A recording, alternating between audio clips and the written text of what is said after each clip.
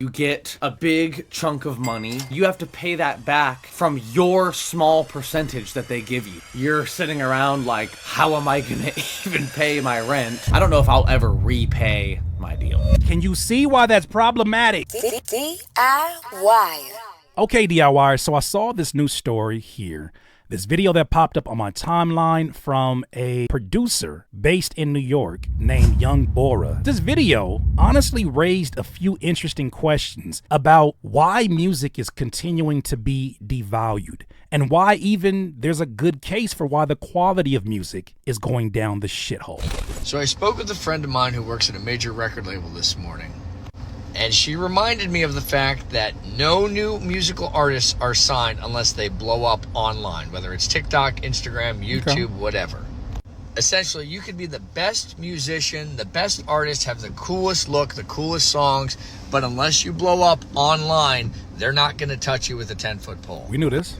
And this is the problem with music, right? Because instead of signing artists based off of talent and potential, they're signing people based off of viral videos. Imagine TV shows and movie houses signed actors the same way. You would have Tubi. Somebody's gonna have to tell the truth, and I'm gonna tell it. Hey, you would have Tubi. That's a great point. The way these labels are signing based upon these viral acts, and they're giving them the full treatment. The same treatment as an artist has been working on their craft for 8 to 9 to 10 years, and they say, hey, we're gonna give you the red carpet. We feel like you're ready for the big stage. Matter of fact, you just went viral. How many views you get, girl? Hey, put her on the Rolling Loud stage. She's ready. Make it make sense. You wouldn't watch TV. You wouldn't wouldn't. watch the movies. You wouldn't watch Netflix or HBO if all of those actors got picked up because of viral videos online. The talent level would be horrible. You wouldn't be able to watch. So why do we have so much disregard for music? Ooh. Why? So in the caption he says here, why do Sony Music, Universal Music, and Warner Music, the oligarchy of labels, the biggest labels, only sign artists because of stupid TikTok videos while they're filming TV components, cast actors because of talent? Is music this devalued in society that we've given up on skill, talent, and artist development, instead only concerned themselves with disposable sound? There's plenty of talent out there signing people who have never performed live or worked on their craft because they figured out a way to go viral once is ridiculous. Never mind the pay-to-play that's going on in the background that the public isn't aware of. Oh, these record labels, the ones that people have all these videos studying about how genius they are, they do some mighty stupid things. With that said, though, I thought this was a great segue into a video that I've been wanting to react to for some time. There's an artist here named Jairus Johnson. He released a video 4 months ago called Why You Should Never Sign to a Record Label. I feel this is relevant because we're talking about how these labels, which obviously have control over the mainstream music and the majority of the music that we hear, are not making very wise decisions in terms of who leads the charge, of who is in the forefront of all the music that is being distributed. Unless you've been locked up for the last 15 years, what's going on? Why are you still trying to get signed? Well, take it from somebody who did get signed and all of the nasty stuff that occurred when he got signed. Not like that, but like, I'm gonna let him explain it. What is up, guys? Jairus Johnson, the future of rock, is back. You know, I've been wanting to make this video for a long time, but I couldn't. I couldn't make the video because I was signed, and that would have caused some problems. But now I am completely independent, and I am here to reveal the darkness of the music industry. No, but for real, I'm going to say some things. I just want to come on here and kind of reveal what it's actually like to be signed to a major record label for an artist that's my size, that's like, you know, still small and still trying to grow a fan base and like make a name for myself. This is the video I would have wanted to see before I signed. And I probably would have never signed if I had the video. Here are 5 reasons why you should never sign to a record label. Reason number 1, they suck. They're incompetent. Major labels are full of people who are failed musicians who had no other avenue to get into the music industry. Can we talk about that one for a second? Somebody's gonna have to tell the truth, and I'm gonna tell it. I have lived in the greater Los Angeles area early on in my music career, and I've got to meet so many. I don't know why I'm talking like that. I got to meet so many A&Rs. I got to meet especially A&Rs. They're the worst. I don't know why I got a trusting face or something. They wouldn't tell that to any other producer that was in the room. I got invited to these rooms where an A&R from this label or whatever was here, and they get real close to me. Not like that. I don't know freaky shit. They be like, using FL? I'm like, yeah, bro. Like, could you back up a little bit? Man, you be messing with like the stock plugins? Yeah, bro. What? You good? I used to produce a little myself back then, you know. I mean, then before I got this job, but I used to do a little.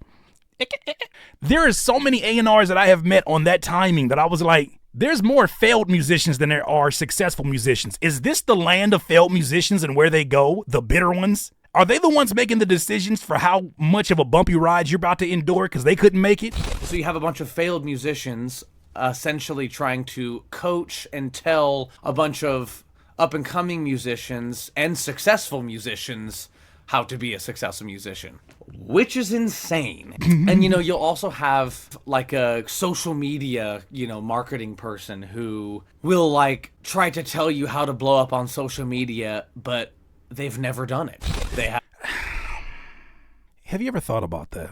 These labels that have somebody who's a social media manager, they typically get paid about $30,000 a year. I've looked it up before, about $30,000 a year to be a social media manager. The label found you as an artist, as a musician, because of your ability to connect with people, to create a community online, and your ability to go viral. You have a set of skills as a social media manager yourself when it comes to promoting your music. Isn't it insane? I know this is their money and they're investing into the artist, but isn't it insane how they just completely push that off to the side because there's somebody that they're paying that needs to have a say in what you do with your social media? So you're trying to tell me I need to change the very ingredients that got your attention to begin with? Have 100 followers. They have no good ideas. You know, I've been to the highest level executive boardroom level you can imagine. I've talked to all of the higher ups at a major label before. And, you know, I've just never heard a good idea. And I've never seen an idea of theirs work. You've heard a countless number of times and stories throughout history where, you know, the band will want this song to be the lead single or this is the way it is, and then the label's like, no, that's not going to be a hit. And then it's a fucking hit. You know, it's a tale as old as time. How dare us as artists and musicians who are emotionally connected to damn near every instrument from the very beginning to end, how dare us have a say in what's going to connect with the fans that we built, that got your attention, that made you want to sign us? They're not good. Are there, you know, some good people at record labels? Of course. You know, I'm generalizing. But for the most part, especially if you're a brand new signed artist or whatever, you know, you're going to be getting thrown a lot of trash. And you're going to be getting thrown a lot of bad ideas your way. Number 2. And according to that D1 video, they're going to be trying to throw you a lot of man-dissy. 2. The deal is criminal. And I was told that I even had a good deal, you know, in comparison to most. The way my deal worked is you get a big chunk of money in the beginning and you have to pay that back over time. But the thing is, you know, you have to pay that back from your small percentage that they give you. So they'll give you, in my case, you know, and I had a high percentage. I think I had like 18% or something like that. So I made 18% of my music, which I'm producing all by myself. I'm writing, you know, I'm doing all of the work, and I own, you know, I take home 18%. That's fine. The catch is that you have to recoup all the money they gave you. And it's usually a pretty large amount of money if you sign a good deal. But you don't just recoup. It's like, oh, the song, you know, makes on Spotify. I think Spotify streams are 0.003 cents. Which is already in Spotify be catching strays everywhere. What that tell you about them? And astronomically low. But then, if you think about it, I am then making, or the artist, God forbid it's a fucking band with 5 different members that have to split their 18% of 0.003%. Can you see why that's problematic? Somebody gonna have to tell the truth, and I'm gonna tell it. Isn't it insane how much we don't think about this in hip hop, that we are talking about the fairness of an individual stream for a song that more than likely is just a split between us and another producer in most cases? Can you imagine being in a band that is relying upon streaming. Yes, you do have more folks that have hands in the musical process, and it makes it just a little bit more of a smoother process. Yes, you got more folks who can individually promote this band. However, splitting any of these particular amounts, whether it's the 18% from the label or whether it's the 0.003, I can see why people follow the narrative of music not being worth much. In these situations, I would hate to be, who make the least amount of money? The bass player? Nah, hell no. The drummer? Nah. The background singer? I don't know, like, who make the least amount of money in the band?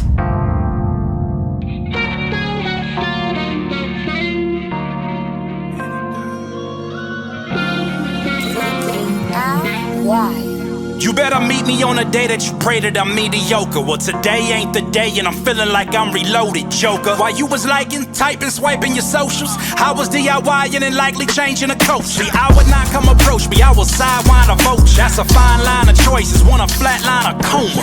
You will not talk to the manager, I'm the owner. Plus, why would I listen to you when I put it? So you can quickly see how almost impossible it is to ever pay back the money that you were given in the beginning from your tiny little percentage. And oftentimes, you know, they'll pad out the length of the deal, or they'll make it so it's a bunch of albums or whatever it is, and you're stuck, and you are kind of indebted to them for years and years and years of your life. And meanwhile, you're not making any money because you haven't recouped. And then that chunk of money they gave you in the beginning just goes away and away and away and lower and lower and lower until you're sitting around like, how am I going to even pay my rent? I don't know if I'll ever repay my deal. Somebody gonna have to tell the truth, and I'm gonna tell it. You know what's a very tricky game that I feel record labels play? I feel even the streaming platforms play the what if game with your dreams. They know if you got your eyes to the sky on the prize and you believe that you're going to be the next big thing, you really believe that in your soul, you're working like it, and your music's actually decent and people around you tell you how decent it is, they know that you will go the extra mile to ensure that you become a superstar. It's a nasty game when people are leveraging your dreams. Number 3 is they have power over when you can and can't release. And this was something that I struggled with a lot of, and part of the reason why I haven't released anything the past year, basically, is because, you know, they can basically hold you hostage and say, we're not releasing a song of yours until you get a certain number of followers on Instagram. I've seen that happen to friends of mine. Or, you know, the pre-save campaign. I'm sure that you guys have all seen artists that have a big pre-save campaign. Go pre-save the song. You know, if we can get to 5,000 pre-saves, the label will let us release the song. And like, they're literally not lying. Like, it's actually true. They'll not even have a scheduled release date for the song, but they'll have a pre-save link, and then they're just waiting for the artist, and they don't care how long it takes. It could take months, but they're waiting for the artist to go viral enough or to post on TikTok enough to stack up enough pre-saves, usually thousands of pre-saves. Can we think about this for a second? He brought up the point of a social media manager earlier. Can you imagine if an artist says, okay, bet, that's the game, cool. I need to go viral. I need to make sure that I get as many pre-saves as possible. Cool, let's go. I imagine that could be supremely frustrating if you're dealing with a social media manager who's just an idiot or who's just overwhelmed and doesn't know how to properly assist your social media campaign. And they're telling you what you can and can't post. Hey, that's not a good look for the label. That's not a good look for you guys.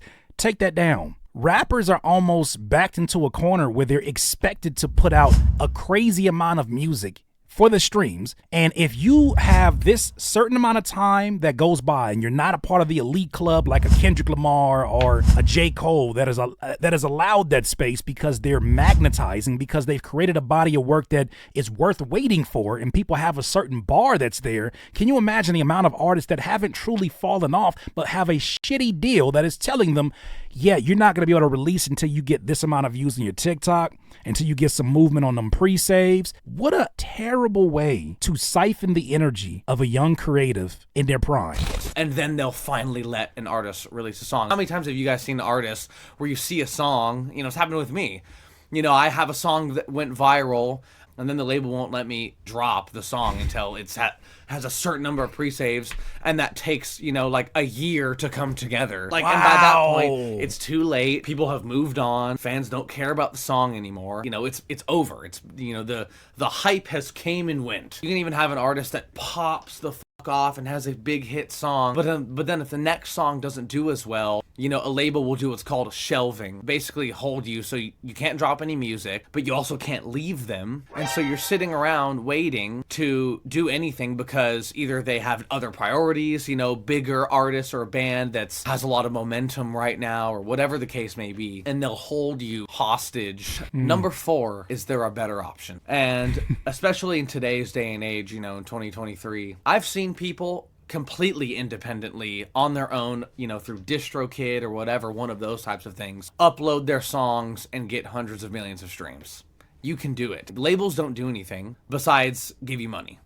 And if money is what you're after, upfront money, there are better ways of doing that, because there's all these distribution companies nowadays. You have Vidya, 1RPM, STEM, all these different types of companies, and they'll literally give you money like a record label, but they're not in control of the music. All they do is just distribute the music for you. It's actually a really great situation. That's currently what I'm doing. It's been awesome. If I say I want to release a song tomorrow with no pre-saves, like, you can do that. It's really easy to do that. In 2021, you know, I went viral. All these labels start hitting you up. I think I had like 18 Zoom meetings or whatever in one day. It is really tempting to go sign a deal, the money and everything, but bro, your song already went viral. Hang on to it. It's yours. You are making 100% of it for the rest of your life. Somebody gonna have to tell the truth, and I'm gonna tell it. If only so many of these horror stories that you hear of artists that were in very desperate and dire situations and they needed the money so bad, if only somebody was around them to tell them to breathe. You just had a W. You just had a win. Your song went viral. You are not going to be broke nearly as much as you've been in the past. Your life is getting ready to change. The labels are hitting you up. That's cool. But now's not the time right now. You need to figure out how to structure and systemize what you got going on, because you got something. They don't need to be a part of that. What they're trying to do is buy low when your expectations are very low, when your requirements are very low, when your knowledge is little to none. Don't let nobody come in here and grab your pockets when you just got this. You just got this off. Breathe it in a little bit more. Matter of fact, figure out what that number is. And if they don't come with that number and your demands are the things that you want, tell them to kiss your ass. You'll go viral again, and they're going to see you. They're going to see you. You know, the strongest relationships that I built with people that I did not know at first in the industry that were influential, they were the people that I kept seeing in different rooms. Because even if they didn't know who I was, they would ask the question, "What you doing in here? I just seen you 4 weeks ago. You must be somebody important then, huh? Saw you at this venue. I saw you over here." You have to have the mindset as an artist, I'm not going any fucking where. I am that. I'm Himothy. It's me. I am that. My art is great. People gravitate towards my art. Don't let these folks convince you there's a ticking time bomb and you're going to lose your window. That's how people leverage your dreams. Don't let them do it. There are better options. Do that. Number 5, final reason, is they're outdated as fuck. I don't want this video to come off like I'm, you know, fucking mad and I hate record labels and stuff. I think at one point in time, record labels were actually a really good thing. Back in the day when you needed to have like fucking CDs made and distributed to stores to get your music out there. I think that back then, labels actually had a lot of use and they were doing the right things. But now, you know, we're in the 20s, you know, we're in the fucking future, baby. They haven't figured out a way to provide enough value for the amount that they own you. He said own you, like property? I feel like labels way back in the day, you know, and I've known A&Rs and people that have worked at labels back in the 70s and 80s, and those guys are awesome. Some of them actually really understand what it takes to like develop an artist. But the problem is most people that are working at the labels right now are not those people, and they just want the artist to blow up on social media by themselves. They don't want to have to put any work in, and it's an outdated formula that doesn't work anymore. So, hey, get this nigga the fuck out of here. Get these labels the fuck out of here. Get them out of here. We don't need them. Record labels are your drunk friend that you know you shouldn't have invited. You know you shouldn't have invited out, but he got money. He got money. It's a drunk friend who got money, but you know you shouldn't have invited him out because he get a few drinks. Hey, love mama, won't you whisper in my ear? He's that. He's your drunk friend. And yet and still, because of what you think that friendship could be, because of the money they have, that's not really your friend. You a gold digger, honestly. Because of that, you keep hanging around. You keep letting them get in your business. I just watched the George Foreman movie, and phenomenal movie, by the way. But he had somebody who was in charge of his finances that ended up dicking off his money after he already had like a center for kids in which he was providing a community center where kids can come in and play basketball, get into a safe haven, a safe place. He was already retired from boxing, right? He was done with it. He had given his life over to the Lord. He became a pastor. He was really changing his life after his fight with Muhammad Ali. This drunk person that was in charge of his finances messed it up so bad. This man, I believe at 45 or between 45 and 50, had to come back to boxing for a $10 million check from, I believe, Showtime or HBO. And he won. He wasn't in the best of shape, but he won. That's what I think about these labels. They're the drunk ones that are handling your finances. But even worse, you actually owe them if you accept their money. Like, they're drunk and they'll make stupid decisions, but they're not gonna forget. When I was drunk last night, I gave y'all $100,000, didn't I? DIYers. Those are my thoughts. What do you think? DIYers, if you enjoyed this content, make sure that you hit the like button and maybe even consider subscribing. Come on, man. Stop being greedy. Peace.